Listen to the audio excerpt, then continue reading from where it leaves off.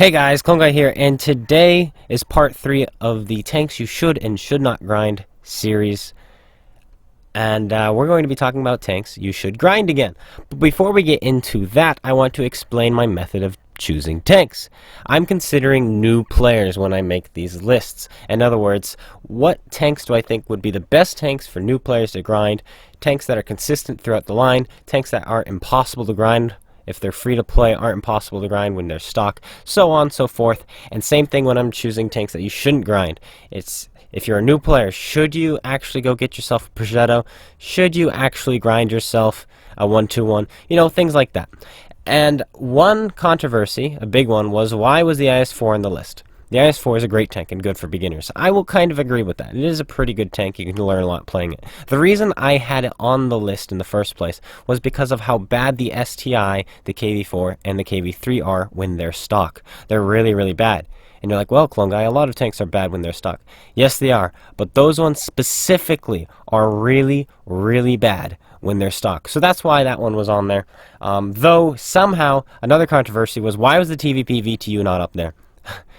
Not the TVP VTU, but the TVP T50/51. The TVP VTU is in that line, though. I completely forgot. That would have been up there. And if I had thrown that one up there, the IS-4 probably wouldn't have made the list. So there's that. Anyway, you can probably already tell what tank we're going to be talking about. We are now into 7 more tanks you should grind, but this time the supporting tanks. Supporting role tanks. And what do I mean by that? Well, last time when we talked about tanks you should grind, we were talking about heavy tanks and medium tanks. The main fighting tanks. Not main battle tanks, because historically not all of them are main battle tanks, but the main fighting tanks in world tanks. The tanks that decide which team wins or loses. Now we're in tanks that support those tanks. Tank destroyers, light tanks, artillery, though artillery will not be making this list. Sorry. You can already tell that the first one is the T110E4. T110E4 is a fantastic line to grind in my opinion, and a great tier 10. You've got, starting at tier 4, we can go earlier than that, you've got the MAA1, then you've got the T67 and the Hellcat. All three of those play pretty much the same. Good camo rating, good speed, good guns. You can zip around and snipe and stay hidden. Then you have the tier 7 T25-2, which kind of plays in between the Hellcat and or those three and then the next tanks, though not really. It's kind of slow. It's got the same gun as the Hellcat almost, just a little bit better penetration, better gun handling, and better DPM. But it loses some camo rating, loses some speed. So maybe not worth it, some may say, in regards to the loss of speed. But the gun is phenomenal on it. Then at tier 8, World Tank sends you a curveball and you get a T28 prototype, which normally I would say is awful, but it's received buffs within the last 2 years, where it now goes 28, and now it's a phenomenal vehicle in my opinion. And it's not even that bad stock. You start with a 90mm, which isn't great, but it's the top gun on the T25-2, so that's a plus. You never have to go backwards in your grind, so that's good. And then you get a 105, and then your first 120, which is phenomenal. Then you have the T30, which a lot of people sometimes stop at because the T30 is so good. It's a hull-down monster, plays like the T29, and you get your first taste of a 155. And then at tier 10, you get the T110E4, which is a phenomenal vehicle in my opinion. It does not play like the T30 very much, though it can still do some work. It's got decent turret because of the big mantlet. It's got a really good hull. It's got a weak spot on top, but it's got a big gun, great penetration, and a pretty good brawler, semi-traversable turret, and I really, really recommend the T110E4 as a good first beginner tank destroyer. Next on the list is the Jagdpanzer E100. Now keep in mind, this list has no particular order. I just decided to do tank destroyers first.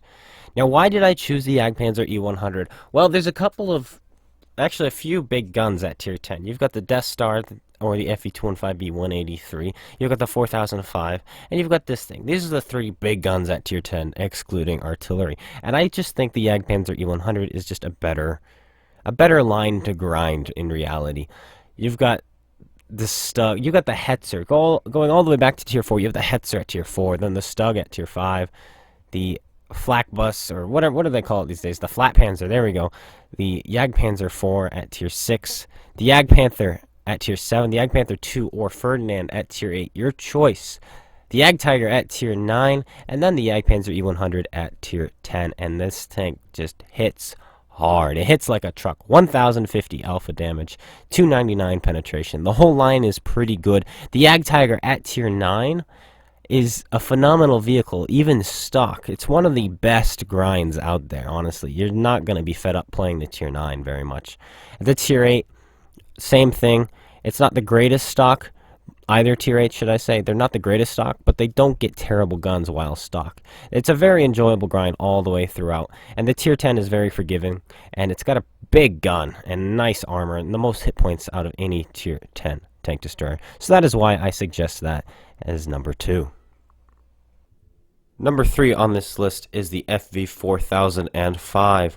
Now, one of the main reasons I added this to the list is because, yet again, of its grind. It's got a really, really good grind. A grind that will teach you a lot, and that all play pretty much very similar to the top tank. Minus the fact that the top tank has a giant gun, no armor, and not very much speed. Otherwise, they all play very similarly, should I say. And the line is really good. If you decide to go the tank destroyer route, Tier 5 has the Archer, which isn't very good, but it's got a good gun. But because it's Tier 5, you don't spend much time, so that's okay. It's pretty much one of the worst tanks in the game. Minus that, you have the Achilles, which is one of my favorite Tier 6 tank destroyers. It's got the 17-pounder with a really good rate of fire. I just love that gun on that tank, and I love that gun in general. The 17-pounder is really good. Then at Tier 7, you have the Challenger, and then you have two choices, the 17-pounder again, which I really enjoyed, or now it has the 32-pounder. Then at Tier 8, you have the Charioteer, one of the best tank destroyers tier for tier in the game, some people consider. It's pretty much the Hellcat at Tier 8. A lot of people like it. Good speed and good camera rating, really good gun. Then you have the Conway at Tier 9, and the Conway, you kind of lose some of the camera rating, but you get a bigger gun, or you can use a 120mm and you lose a little bit of the speed. And it plays very much so like the 4005. And then at Tier 10, you of course get the 4005 with an even bigger gun than the Jagdpanzer E100. And you can fling Hesh and hit people for stupid amounts of damage. And yeah, it's pretty hilarious. The 4005 has a 183mm gun. And if you choose to shoot AP, you have 310mm of AP penetration with 1,150 alpha damage. If you shoot Hesh, your premium rounds, then you instead have 275mm of penetration with 1,750 alpha damage. And anytime you hit a tank, you will automatically splash them. Lastly, for the tank destroyers, we have the Object 268. Now, the Object 268, I kind of had to think long and hard about what I wanted on here for number 4 for the tank destroyers, because I wanted 4 tank destroyers on this list and 3 light tanks. And this one I chose because, yet again, its grind leading up to the tank is so good. And every single one of these tanks pretty much plays exactly like the Object 268. The Object 268 just does it better. At the end of the grind, in the 268 version, you get the most accurate gun, you get the most powerful gun, and you get the most penetration, you get the most armor tier for tier. So, all in all, it's one of the best lead up lines, I would say, in this game. You do all this grinding, even starting at Tier 3, you start with a pretty good gun, pretty good camo rating, and you're just best in class when it comes to your gun. And then Tier 4, same thing. You get a nice big old gun, and you can just smoke even Tier 6s, Tier 5. Tier 5 is pretty good. It's kind of a letdown because you have the same gun as the Tier 4, but that gun is so good that you can still deal with Tier 6s and some Tier 7s. Then Tier 6, you get a big old gun if you choose, a 122mm or 100mm, your choice. Very fantastic tank. Good camera rating, good speed, great tank. Then at the Tier 7, you have the SU-152, and you have your first choice of a giant old derp gun. You pretty much get the KV-2's gun, just with a little bit more AP penetration, and you have heat with 250mm of penetration and 700 alpha. And those are disgusting because you can deal with any tier you want. You can even penetrate the lower plates of E75s, who are 2 tiers higher than you if you choose to shoot those heat shells. And if you're not shooting heat, instead you're shooting HE, you're still splashing for 300 to 400 damage, and if you ever penetrate, you can damage up to 1,000 damage if you hit somebody in a nice soft spot on the tank. Tier 8, you then get the ISU-152, aka what used to be called the Troll Cannon. You used to have a BL-10 there. Now you don't, but the gun is still fantastic. You have 260 penetration with 750 alpha, which is amazing. And then you have the Object 704 at Tier 9. This one gets the BL-10, which I think has 289mm of penetration on its standard rounds, and yet again 750 alpha. And then, finally, you get the Object 268, which is very mobile, has a really accurate gun, and a pretty good rate of fire with 850 alpha damage and 303 millimeters of standard AP penetration. And if you choose to shoot your heat rounds, then you're going to have 395 millimeters of premium penetration. And all these things are the reason why I have added the Object 268 to this list. Finally, we're getting into light tanks, and the first on the list is the Sheridan. And this is an insanely fun line. Once again, just like the Object 268, they all play pretty much the same, but they just get better and better. And this is just a gem of a line. Starting at tier 5, you have the Chaffee, which is just this fun little tank that just zooms around and has pretty good gun handling, good view range for its tier. The gun's not the greatest, but you just zip around and go pop, pop, pop, pop, pop, pop, pop everywhere and on everything. And then the T-37, which is, my opinion, one of the best tier 6 light tanks in this game, if not the best tier 6 light tank. Minus the reskin version that you have to buy with premium, but hey, what can you do about that? And you can just zip around yet again, and once again, good on the move, gun handling, a really good gun this time, good view range still. Then at tier 7, you have the T-71. What's the one without the autoloader? The T-71 without the autoloader, because this is not an autoloading line. And yet again, fantastic tank.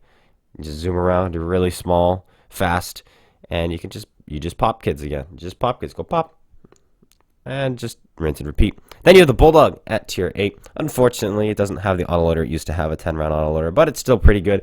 It's yet again got really good on the move gun handling, and it has a small-ish gun, but it's pretty punchy, good rate of fire, good accuracy, good penetration, good gun depression. Plays exactly like the Sheridan, plays exactly like the T-49, exactly like pretty much all the tanks you've been playing in this line, so do not worry about that. Then at tier 9, you have the T-49, and you have two gun choices. You have the 90mm, which has 240 alpha, pretty good penetration, really good rate of fire, or you have the 152, which shoots just lobs of HE, which is pretty hilarious and pretty fun to do. Maybe not the most competitive choice, but it's still really fun to do if you decide you want to use a howitzer on a light tank. It's pretty much the KV-2's gun, but on a light tank. It's hilarious. And then at tier 10, you have the Sheridan. Yet again, two gun choices. The 105, which you see being used in the background, which is a phenomenal gun. 390 alpha, pretty good rate of fire, good gun handling. You cannot complain about it. Or you can use the same derp gun that was on the T-49, just with a little slightly better rate of fire and slightly better gun performance. But yet again, not the most competitive, but it is still hilarious to use. And this line is definitely one of the best first light tank lines you could possibly go up. Next on the list, I say it a lot, don't I, is the T100 LT. And for similar reasons as I would say the T110 E4 and the Jagdpanzer E100, this is just a really fun line. And they almost feel like they're getting better each tier as well. You know, like you go up the next tier. Obviously, the next tank on each level is better. But tier for tier, they almost feel like they're getting better just like the Americans, which is a really nice thing. You feel like you've got an upgrade every time you've gone up a tier. And that's the same thing with this. Your tanks, instead of them getting bigger and bigger guns, they're getting smaller and smaller and faster, which is a really good feature to have on light tanks. So, what exactly happens? Well, starting at tier 6, you have a pretty small gun, and your tank is somewhat big, but it's very fast. And it's a really fun tank because of its speed alone. Then tier 7, you have the LTG. Your tank gets smaller, you get a bigger gun. In fact, this whole line, minus tier 6, they all have bigger guns than the Americans, which is kind of funny until you get to tier 10. Then you have a smaller gun than the Americans. But that is okay, because you gain so much on the move gun handling, such great speeds, you're more heavily armored than them, and you shoot on the move like an absolute boss. This thing can just shoot on the move so easily, the tier 10, and even the tier 9 and tier 8 can somewhat well. Then at tier 8, you have the LTTB, a very fast tank, pretty good armor, pretty good gun, like I said, bigger than the Americans tier for tier. Then at tier, that's also my favorite light tank of all time is the LTTB.